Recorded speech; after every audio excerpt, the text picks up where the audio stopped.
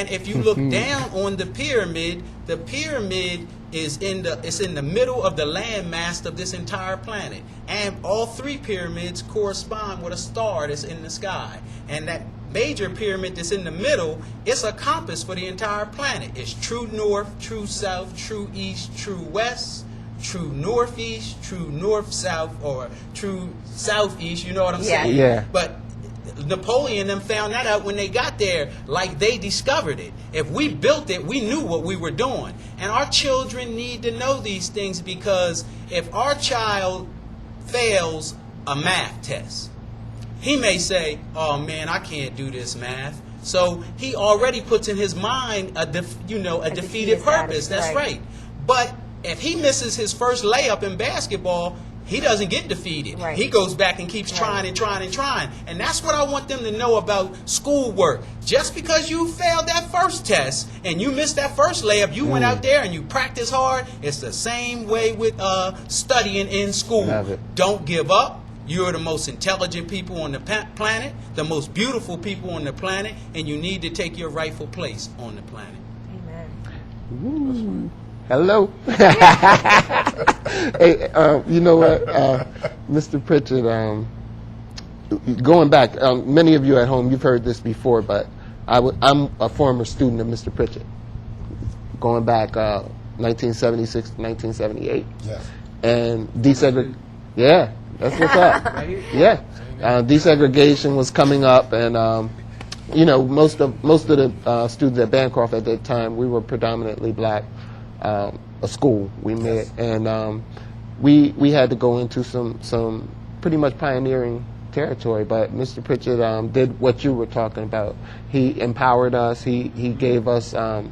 He built our self-esteem, made us competitive, because that is something that I can't stress enough. Our children need to feel good about themselves. All children need to feel good about themselves so that they can be competitive in this world, because like it or not, it is like that.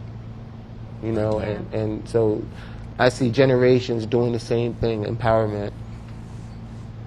So I'm interested to see what's going to happen in the fall. We're very, very interested to have you come back and tell us how the students are doing. We surely will. We will continue to work with our youngsters. I'm extremely concerned about the test results for the last time for the DSDP. We will be doing it a little differently this year. But more importantly, I agree with Christopher X. We have a lot of work to do, and failure is not an option with us. Right. And as Mike said, we're stepping to the plate, and we're going to cut down on these suspensions, these in-school suspensions, or whatever you want to call them, timeout programs. We want to let those youngsters know that you have a future, and your future is not being in trouble, but to get that knowledge that Christopher X is putting on you, that you just heard him speak, and the others that are here with me. These are young black brothers who are really concerned about making a difference. We can talk a game, but you also got to be able to deliver. And you can see that's what's going on here.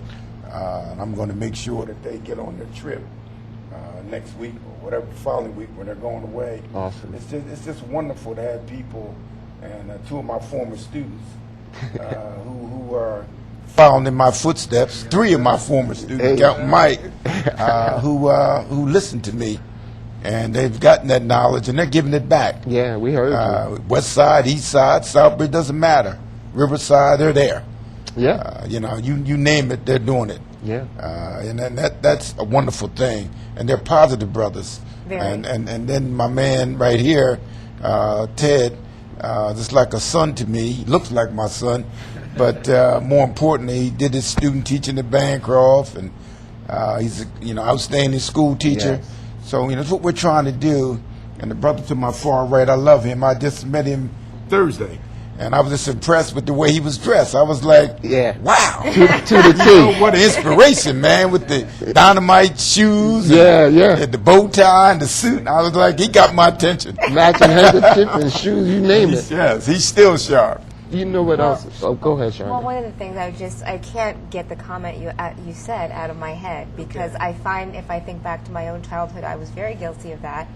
If you failed something? If I failed something in school, math, That was it. I was done. Yeah. But if I wanted to spin a flag, or if I wanted to dance, or if I wanted to act, I would keep trying and trying and trying. Drop the baton. Right. You would I'd pick pick it it back right. up. Yep. The baton was it. I would stand in the backyard and do it until I could do it like I saw on TV. Yeah. But if it came to something academic, and it had to be something that I had to pass, I didn't pursue it because I wanted to pursue it. I pursued it because I would get in trouble if I didn't pursue it. I'm telling you that. I found out that all our children need to be is reasoned with. That's all they need to be. This brother and myself have been to Africa twice. We've been to Egypt twice. And we've been inside the pyramid and all the other temples, from the top of the Mediterranean all the way down into Nubia. We've been in all the temples. And we brought the pictures to these children. And the children told us, what did they say, brother? They said, we see the Egyptians on TV as white people. And we said, no, that's not the truth. That man owns the television channel, and he can hire who he wants to act like an Egyptian. But the truth of the matter is, those are your foreparents that built all that. And we showed it to them, and they saw it. See, there go the proof right there. So you can't take that away from these kids now, because they saw the They proof. saw it with their own That's eyes. right. And that lights a fire in them. You know what I'm saying? Because education is the lighting of a flame, you know? When you light a child's flame, that child's ready to go. And we plan to light all these children's flames if we get a chance to. That's wonderful. Took the words right out of my mouth. We are running out of time. I want to thank you all very, very much for joining us this evening. Thank you Dr. for having Pritchett, us. as Thank you. usual. I appreciate it. It was one other thing, Shauna, but please. Go ahead. Next time we come on, let's talk about the, in addition to this, anti-bullying piece that you're doing Yeah, as well. definitely. Okay. We'd love to do that. So, and I'm going to try and see if I can get half a day Thursday so I can come to the banquet. But we want to make sure Thank that you. we ask you to stay tuned for next time when we're on. And I hope you enjoyed our inaugural program of Upper Room, You Are Future Artists. We had a great time. We hope you did as well.